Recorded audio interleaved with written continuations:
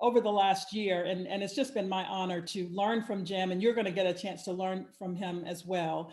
But my role here in the beginning is to get you oriented to who we are as a commission. Jim, if you'll go ahead and go to the next slide. One of the wonderful things about the work that we're doing is that we get to work with a variety of stakeholders from across the campus and also in the community. So the commission was established, and we were charged back in February about this time last year in 2020. And at that time, we were joined on the commission by 17 other members, including student members. So we have faculty, we have staff, and students who include alumni in that group. And then there are community leaders who also are on the commission.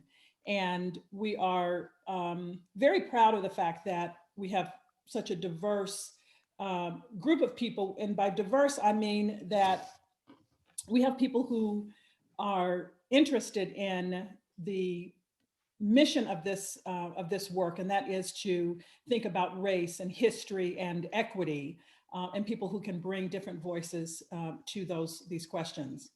So if we go on to the next slide. There we go. That's good. And so this is the charge that Chancellor Guskowitz brought to us. Both Jim and I were approached separately about doing this work, and in recognizing, and Jim, I may get you to come in a little bit to talk about sort of the genesis, because this commission came on the heels of the History Task Force, and I'll let you talk about that in just a moment. But as you can see, the charge for this commission is to research and teach the university's racial history and provide recommendations to the chancellor on how we as a community can best reckon with the past to promote healing and repair. And I think in looking at this charge, you can see that it's multifaceted. And one of the things that brought me to the work was this opportunity to think about my expertise in community engagement work, in looking at power and race, in organizing processes, and to think about especially that last part of the charge in terms of promoting healing and repair. As a communication scholar, what I bring to that work is a focus on how communication is constituting who we say we are, right? Communication is about creating meaning.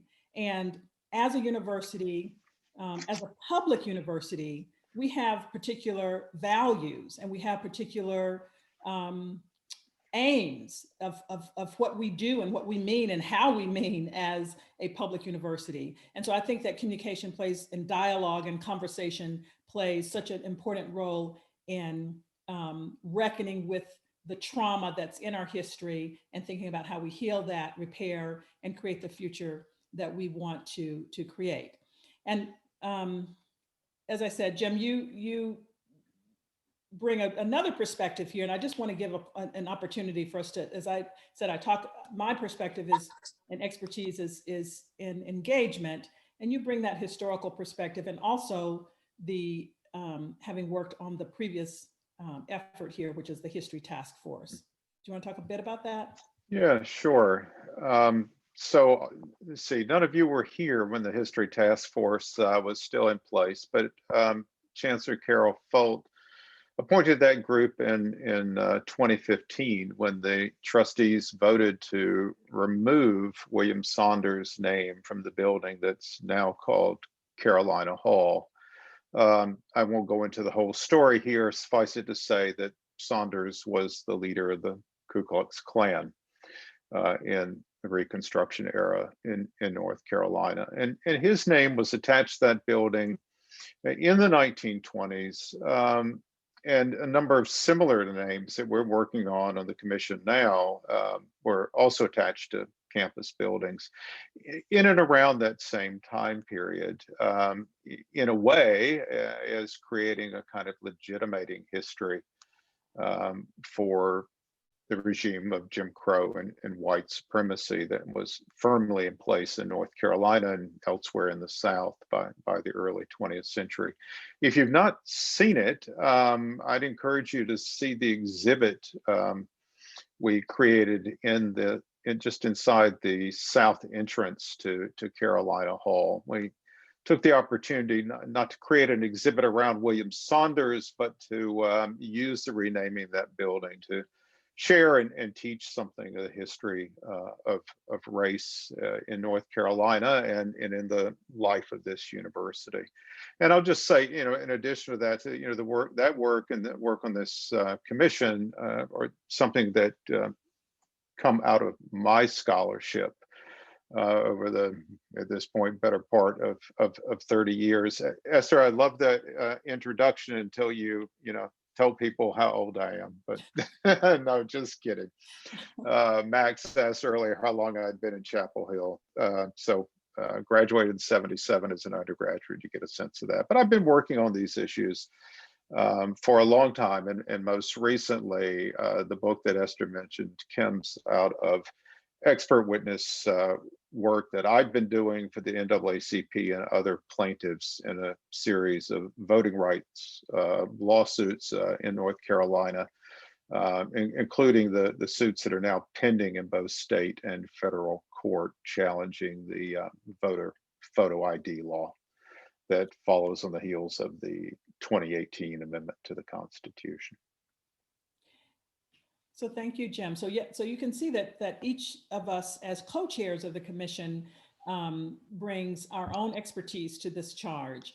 Now, if you go to the next slide, we also, as I mentioned earlier, we have a 17-member commission, and each of those commissioners also brings their own expertise. And we divided the work into these three areas, and we have three subcommittees that make up the scope of our work.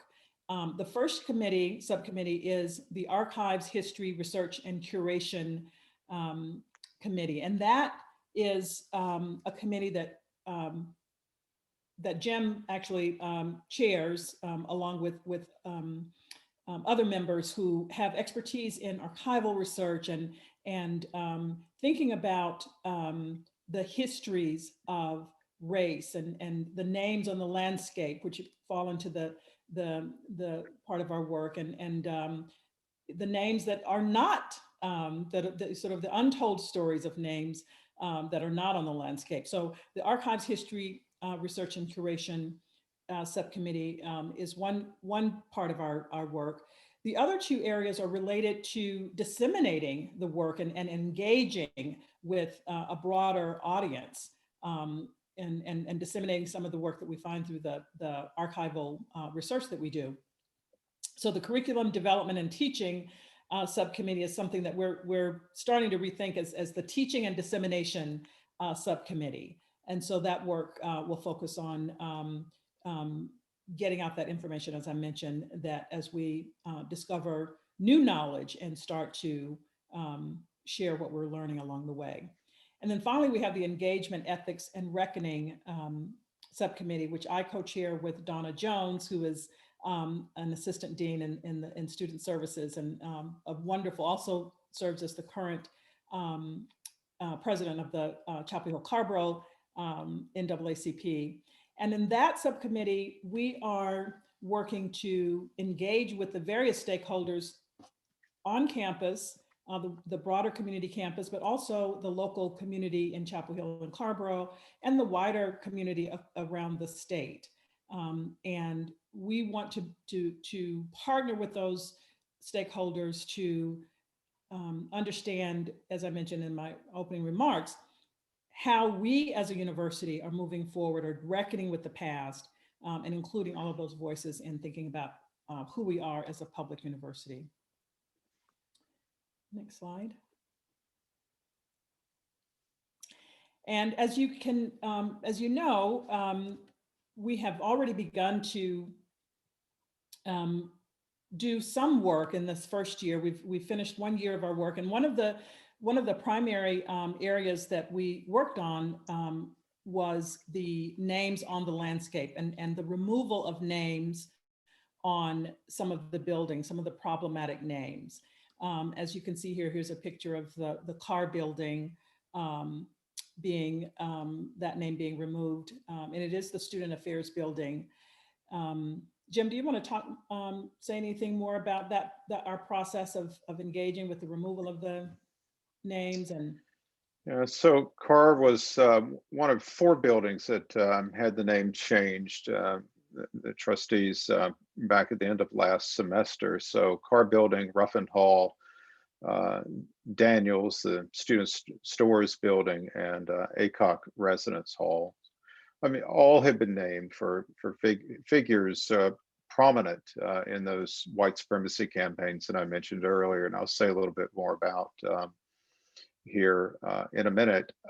As I said, we're working on a number of other names on the landscape as well, and I guess this is just a good time to encourage you to go to the Commission website, and there you'll find the dossiers we prepared on each of those 4 figures and others that the Commission has approved in the intervening months. And we'll be sending another recommendation forward to the Chancellor and the trustees probably sometime in March. yes, and I think the next slide actually has that website there. And, there we go. And one thing I want to add, Jim, you just alluded to it, and I've mentioned it a couple of times, the fact that there are names that there are people, let me start with that. There are people who figure prominently in the history of the university whose names are not on the landscape, and whose names may be buried and are buried deep in the archives, and perhaps in the possessions and in the histories of folks who are in the community. And so part of our work in our commission is to start to tell the stories and to reclaim those stories that have been erased from the history of the university. And I think Jim is going to share one such story, one example of one person who figures prominently in the history of this university and may not be as well known to you as he should. Well, great. Thanks, Pat. And let me just say again, I mean, what a pleasure it is to be with you tonight. And, like Pat, I'm very grateful for this opportunity. It seems to me at this moment in time, we're about midway through Black History Month. We've been living through, and we are living through a global pandemic and an ongoing political crisis in this country. It seems to me that at a moment like this, it's all the more important for us to pause as we're doing tonight, to reaffirm our commitment to building a nation and building a university, both of which are true to our values: justice and equality and respect, all grounded in the conviction, in the Quaker tradition, that each and every one of us possesses within us the light. And it's in that spirit I want to share a little bit of the university's history with you this evening. Now, over a number of years, and I'm sure you've seen this in your time here at Carolina, it's become a tradition of sorts to mark Black History Month by lifting up and remembering people we call Carolina first. For instance, the courageous undergraduate and graduate students who in the 1950s began the long and to this day unfinished work of desegregating our university and holding it accountable to its professed ideals.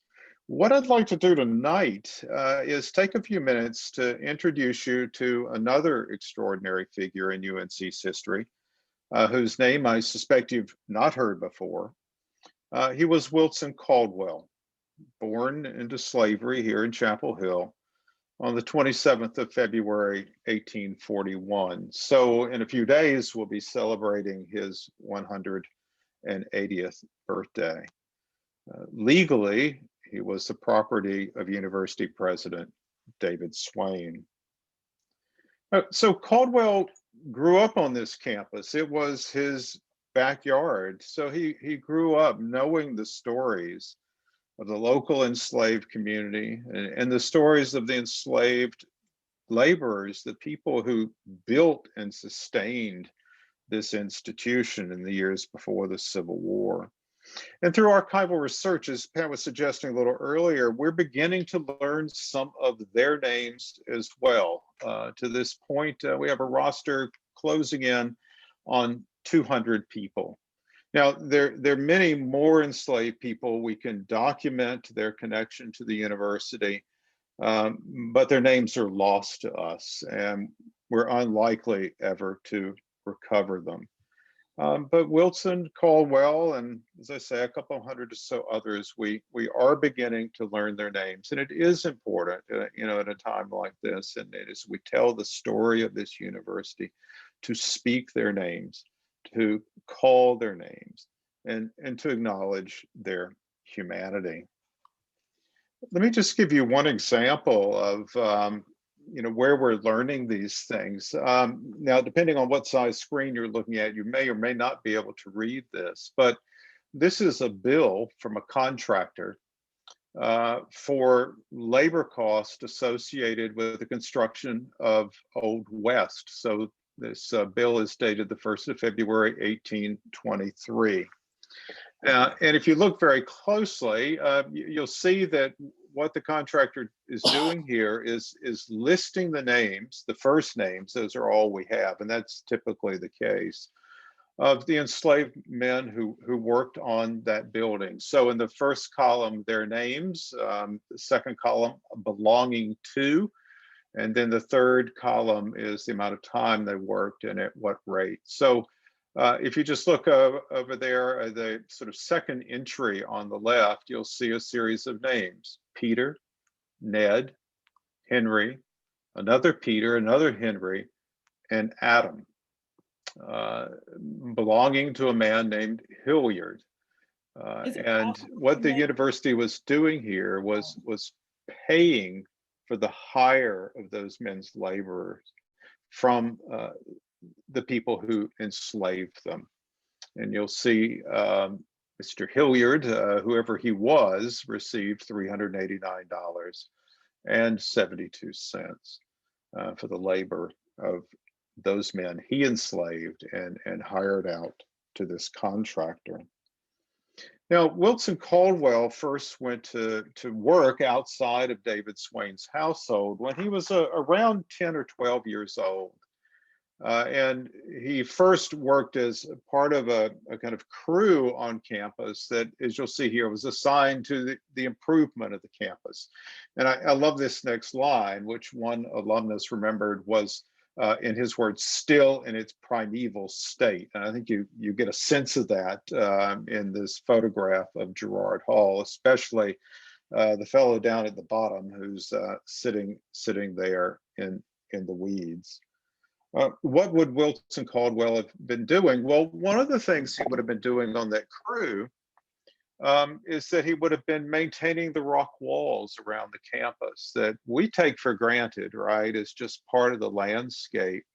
But those rock walls, and portions are still standing from the 19th century, those rock walls were originally built by enslaved laborers in the 1830s. Now, as Caldwell got a little bit older, he went to work with his father, who was named November, working in the dormitories and attending to the needs of the privileged white men who were students here. And you can see this is a close-up of a university ledger, financial record. And you can see that every student each semester paid a fee of $2 for what's called here servant hire.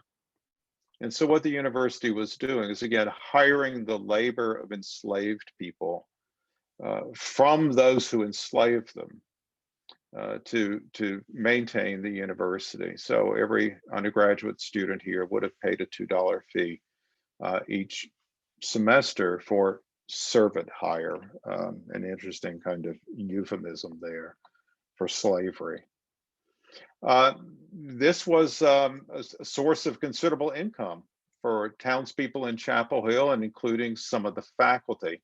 What I have here for you, if you look toward the bottom of the image, you'll see an entry for amount paid to Professor Hooper.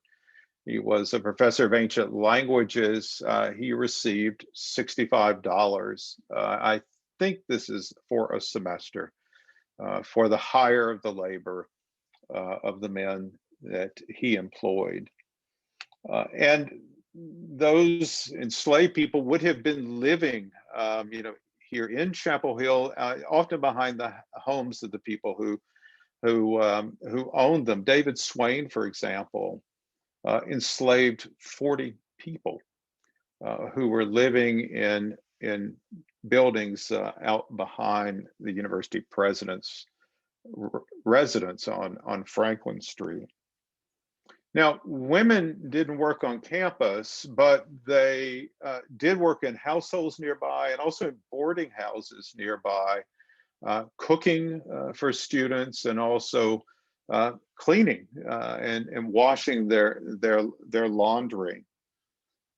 This photograph's obviously from later in the 19th century, but it is a picture of one of those hotels. So this is the north end of campus, and the building you're looking at stood where Graham Memorial stands today.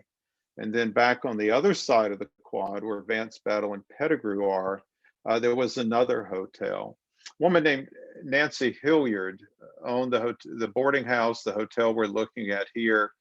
In 1850, we know from census records that she and her brother-in-law enslaved 42 women and men. We think primarily women who would have been doing the cooking and cleaning, feeding the students who had a boarding contract at Nancy Hilliard's hotel. Now, in the years after the Civil War, Wilson Caldwell, I love this picture of him here with his watch, his three-piece suit, a real image of dignity. He was a leader in the struggle to create a truly just and equitable society in a nation that had been founded as a slaveholders' republic. He was active in local politics. He served as a justice of the peace and as a town commissioner here in Chapel Hill. He founded and he ran a school that served not only children, but also adults who, you have to remember, were by law denied the right of literacy in the years before emancipation. So Wilson Colwell is this kind of wonderful figure who reminds us of that struggle. He lived an inspiring dream of freedom that in his lifetime, of course, as you know, was not fulfilled. That's almost too gentle a way of describing it. It was a dream of freedom that was overshadowed, if you'll permit me to mix metaphors, that was pretty much gutted by the end of the 19th century by a concerted campaign to reestablish white rule, white supremacy, that culminated in the Wilmington riot and coup d'etat, the Wilmington massacre in 1898, which I suspect you know a little bit about. White supremacy campaigns that by the end of the 19th century in this state had stripped Black men of the right to vote by way of an amendment to the state constitution, and had established what we would come to know as the regime of Jim Crow. And so by 1898, at the peak of that white supremacy movement, Wilson Caldwell was back in Chapel Hill. He was back here in Chapel Hill where he had begun, again, working as a custodian, attending to the needs of the white men who were students here. This is a photograph taken of him very shortly before he died in 1898. He's sitting there. You may recognize where he is. He's sitting on the steps on the east side of Old East. In 1904, members of the class of 1891 erected a monument to Wilson Caldwell in the old Chapel Hill Cemetery. So the cemetery that's behind Joyner Residence Hall, across from Will and Jim. And you can go find his grave today. It's in the black section of the cemetery, which of course was racially segregated. It's the section of the cemetery where most of the headstones are missing, but because of vandalism over the years. But you'll see this obelisk. When they erected that monument to him, they also published a poem, a memorial poem, and there's a part of it here, which is kind of hard to read because, in many respects, and you can read it here, and I'll read it to you. It's a kind of declaration of victory over all that Wilson Caldwell lived for. Those alumni celebrated him, right, with these words: "Here was laid the body of Wilson Caldwell, the student's friend and servant, an exemplar of modest merit, the best type of black man, whom he sought to elevate by labor.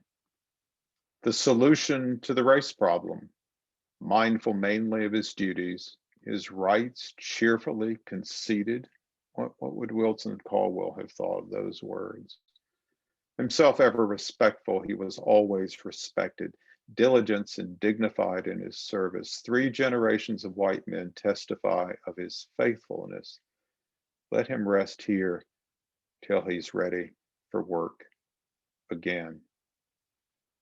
There's a way in which that effort to restore white supremacy quite literally followed Wilson Caldwell to his grave. But that freedom dream of Wilson Caldwell's, it didn't die. As we well know, it endured. It endured through the darkest days of Jim Crow and segregation. And it would inspire the civil rights movement of the 1960s. And of course, is still with us, demanding today, as I said before, accountability to our professed ideals of justice and equality. This is a photograph from the civil rights movement in the 1960s in Chapel Hill. And for all of that, I think we owe Wilson Caldwell and those other people, the enslaved human beings whose names we know and whose names we don't know, we owe them a great debt. Even those whose names have been lost to us. And so I think to kind of come back around full circle, I think it's fitting that we pause to remember them. And so this is a little awkward to do on Zoom, but let me ask you, if you will, just to please join me in a moment of silence, to offer our gratitude and to reflect on the meaning of Wilson Caldwell's life for us today. And then Pat and I will be more than happy to answer questions you might have. But first, just a moment of silence from Wilson Caldwell and all those others, especially as we approach his 180th birthday.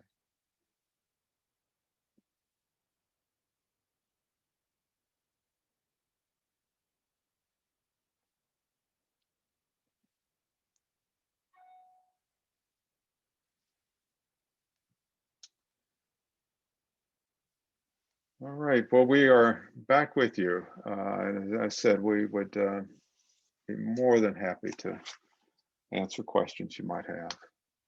And also to hear from you about what you would like to see the commission do and accomplish in the years ahead.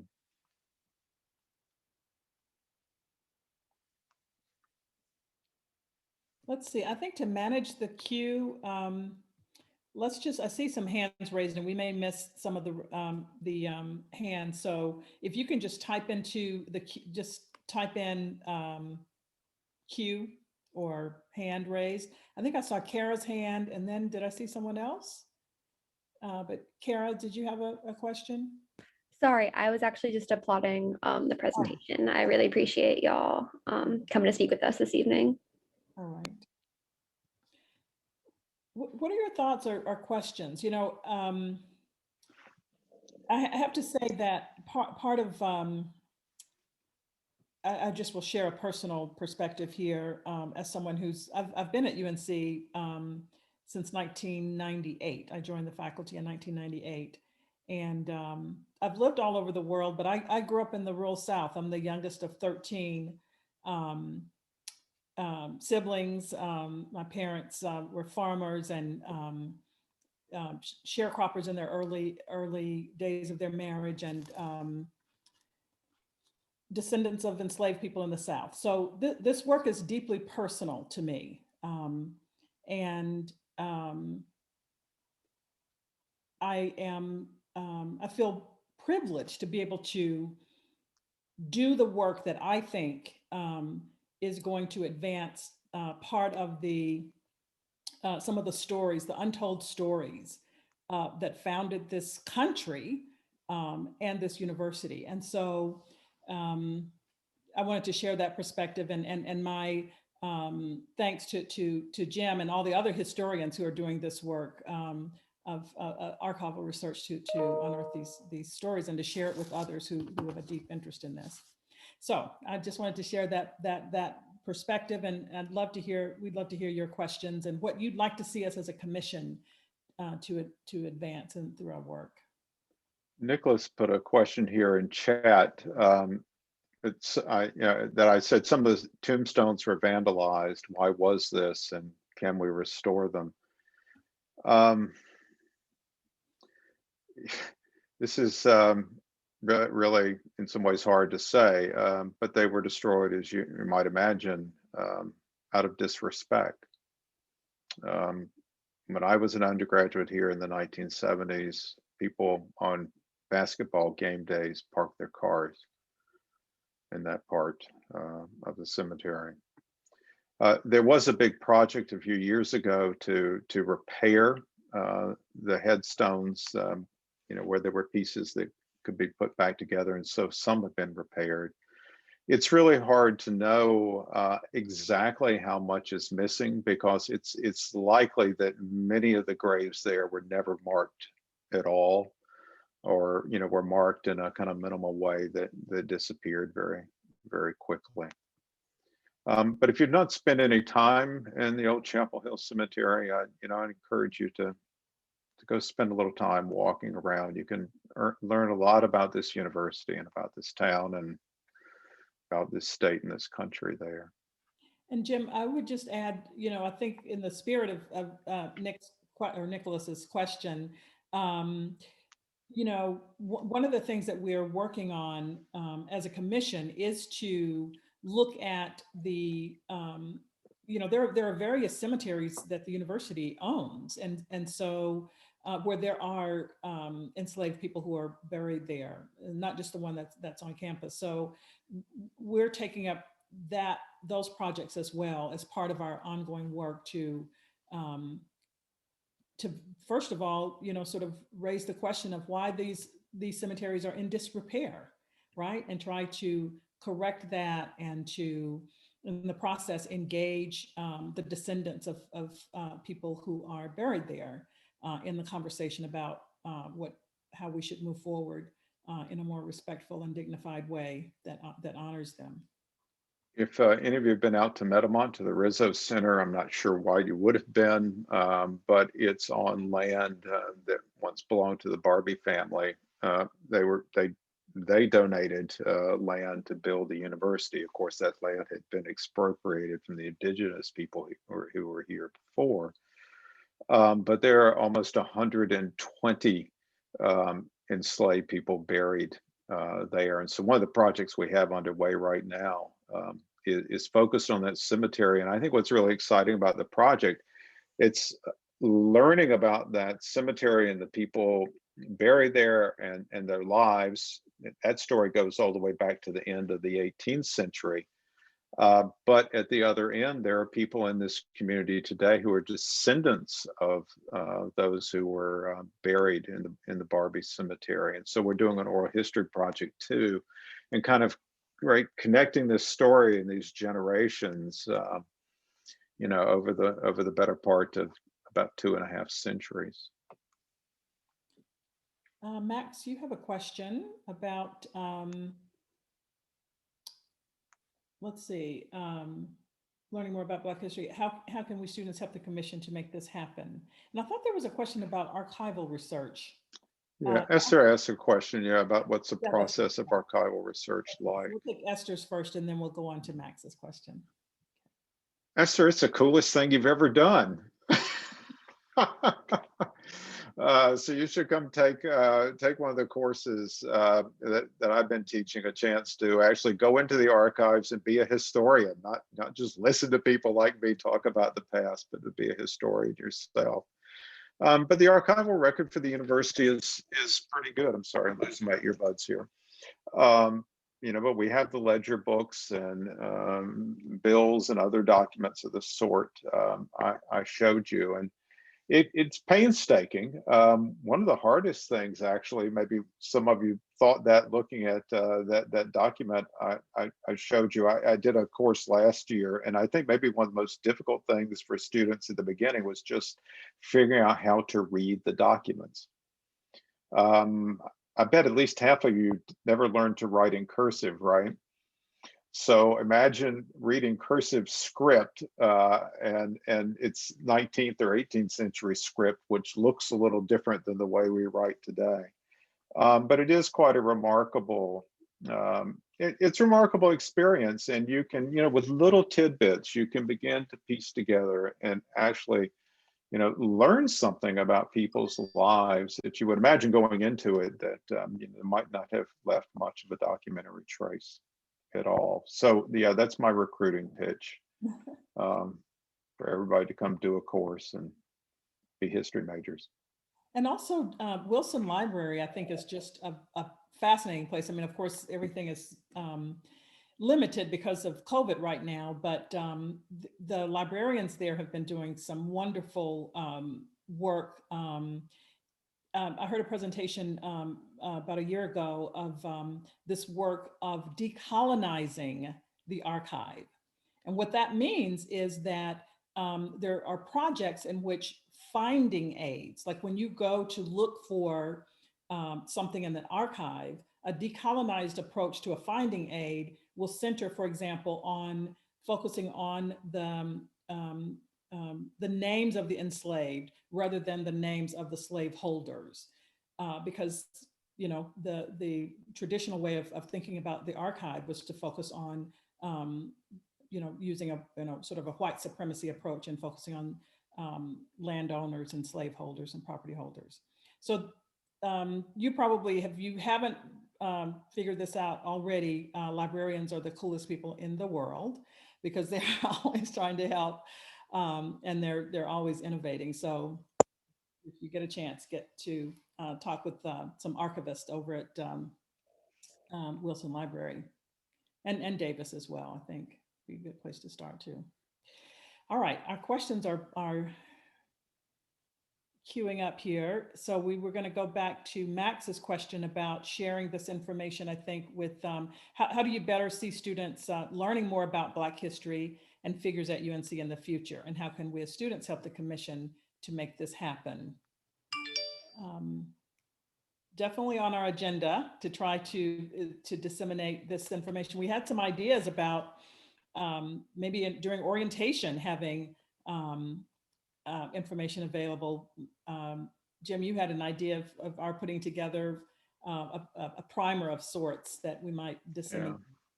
Could imagine a kind of book that you might get, every new student, every new faculty and staff member. But Max, not to dodge your question, but in all seriousness, to kind of flip it around, and we would love to hear from all of you, your thoughts on that question, because it's something we've been talking a lot about and really concerned with. We're learning all this stuff, it sometimes feels like we learn all this stuff and nobody knows it but us. So, the question is, it would just be great to hear your thoughts and ideas about the best ways, the most effective ways for us to reach a student audience, right? How can we kind of meet you where you are, and sort of maximize, our ability to share this information, and in a way that helps you then share it onward. People have thoughts now that would be great, but Max, you've got our email addresses. Mine's just Leloudis. You get the spelling from the screen here at unc.edu. We really would love to hear from you. And Pat, I don't remember yours off the top of my head, but I think it's as straightforward as mine there. It is. It's psparker@email.unc.edu. A couple of questions here. Max, you had a follow-up about the cemetery. So I think we want to say that we are looking at the different ways, all of the cemeteries, to see those that are in disarray, and trying. Your question is about that these stones are placed randomly. Are these marking the graves of those who are lost to history, and are there historical records that would indicate who's buried there? Jim, you want to take that? Sure. I wish there were. There aren't. The records are not very good. The records for early burials in the cemetery generally aren't great, but burial records simply weren't kept for enslaved people. And so it's likely that, an awful lot of the people there will always be anonymous to us. But we can still remember them. Pat and I had a chance almost a year ago, right, Pat, to see the extraordinary memorial that's been built in Charlottesville at UVA. And it's this kind of curved black granite, and they've inscribed the names of people whose names they know. For the hundreds of others, there are scratch marks, right? To acknowledge that at least we recognize their humanity, even if we can't name them. Yes, absolutely. Let me just add one other thing about, in addition to archival research, there's also oral history, and that's one of the reasons that community engagement is so important. And some of these stories of dating back centuries are passed down in families, and so that's another opportunity to think about reclaiming the humanity of people that whose stories may have seemed to be lost to the larger public. There are a couple of questions in here about curriculum. Eliana, you asked about curriculum changes. What do we see? What do we believe needs to be curriculum changes in terms of dismantling existing systems of oppression? That's a really great question that points us toward the how the commission can have a broader impact. So one of the things that we find ourselves doing is we're connecting with units across campus, like the Institute for African American Research and other units that are already doing really wonderful work in terms of creating new curricula. Some of you may have heard about some of the initiatives of the Race and Reckoning initiative, in which they identified all the courses across campus that engaged with race and reckoning and dismantling systemic oppression. And so part of what we want to do is to try to amplify some of that work, connect with that, perhaps channel resources to expand some of those courses, the opportunity to have more courses like that. So definitely within our purview to think about that kind of curricular change. Helena asked about the role of students in these initiatives, other universities and so on. We belong to a consortium. We were an early member of a group called Universities Studying Slavery, and membership is closing in on 100 institutions at this point around the country, and some outside the United States. I mean, the bottom line here is whether the institution was located in the South or not. There really is no institution of any kind in this country that dates further back than 1865 that wasn't entangled in some way with slavery. I'll just give you a kind of point here that always, even though I say it all the time and have seen it many, many, many times, still sort of sets me back in my chair. To get a sense of what I'm saying, it's important to recognize that on the eve of the Civil War, the value of the 4 million Black people enslaved in the American South was greater than the combined value of every railroad, bank, and manufacturing entity in the United States. Right? This country's economy, founded upon, built upon, financed by the labor of enslaved Africans. And so, there is no history of the University of North Carolina without the people we're talking about. I mean, that's kind of the fundamental point. Kind of administrative willingness, reluctance, kind of which is it in terms of doing this work and the role of students. I think, what we would both say, first of all, in terms of students, is that I think it's probably pretty fair to say that little or none of this would be ongoing without students. And so keep everyone's feet to the fire. That's welcome, and it's very important. I do think we have a chancellor who is very committed to this work. I mean, we would not have taken up the assignment to co-chair this commission were that not the case, and were we not to have confidence in that. But you're right to understand that this is an interesting tactical undertaking. Yeah. Right, to navigate the kind of troubled waters around these questions. But we're certainly committed to that work, and as I say, I think we have a chancellor who's committed to the work as well. Whose question was that, Jim? That was Helena's question. Helena's question, yes. And I want to just acknowledge, I believe it was Aaron's comment about decolonizing and not whitewashing history. Yes, Aaron, you mentioned that. So yeah, thank you for that comment. I think that very much ties into the work of the commission and the archival research that we're doing. As you can see, as Jim just gave that that data, right, around the the enslavement and the contribution, which is an understatement, to the economy and the building of this nation. Let's see, I want to make sure we don't miss anyone.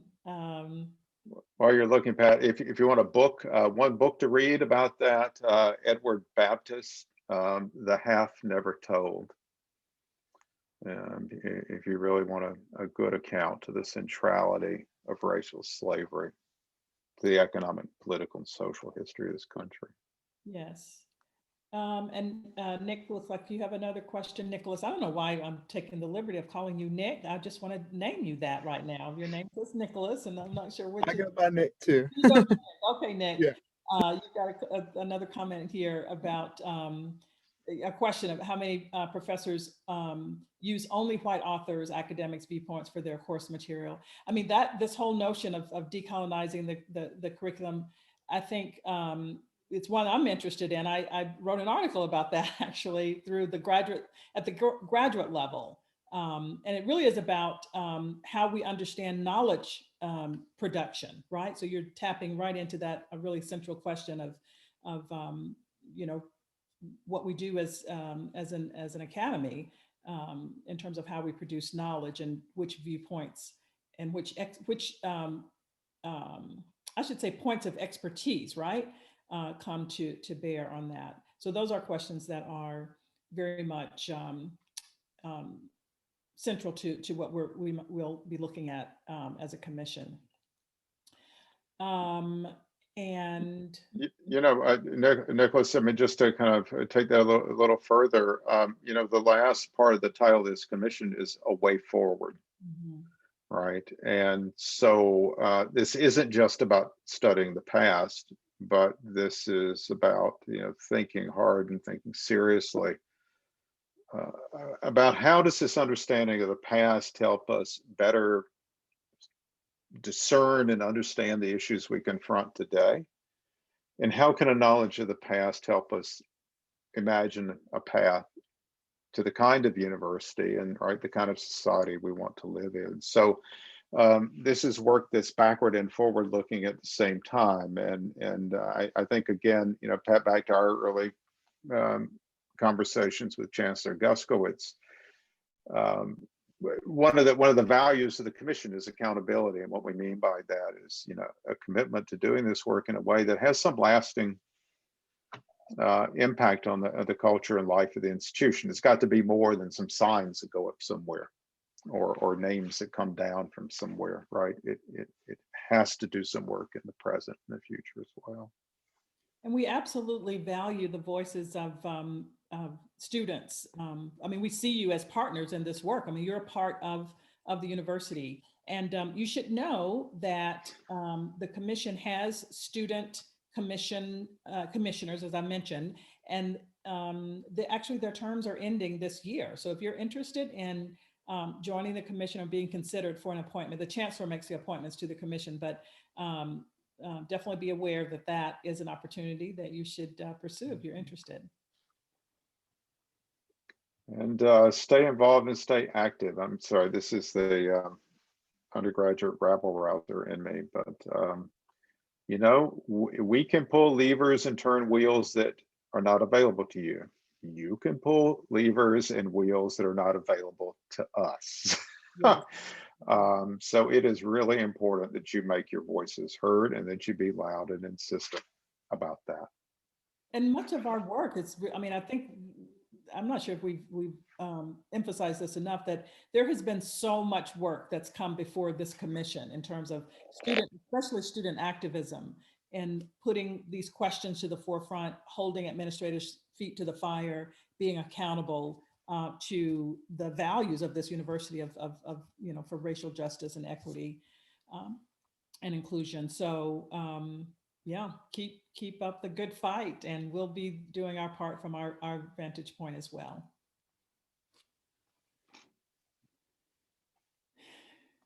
Max, are we out, or where do we go from here? Yeah, it's 7:30. I don't know if there was any other questions you wanted to get to or anything like that, but I just wanted to say we, like the Social Justice Advocacy Board and RHA and all, just really appreciate both of you for this amazing presentation. I know personally I learned so much, and yeah, we really appreciate it. Was there like any last minute questions or like anything else y'all wanted to say before we end? I think a call to the barricades is probably a good place to end. Thank you so much. It's been such a pleasure to be here with you. Thank you. And you asked great questions. Thank you. Thank you both so much. I just wanted to say hello as well. I've seen you both on different calls, but I also sit in a capacity as president of this organization. So just on behalf of RHA, we are really grateful for you all joining us, and we're looking forward to more partnerships in the future. So thank you. Thank you, Kara. Absolutely, thank you. Thank you all so much. All right. Okay, all right. Everybody, have a good night. Put on your mask. Take care. Stay well.